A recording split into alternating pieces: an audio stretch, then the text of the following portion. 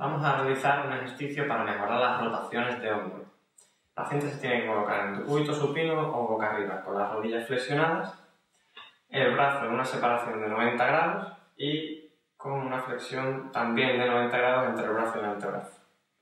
El ejercicio consiste en lo siguiente. Vamos a llevar los dos brazos hacia el suelo para la rotación externa.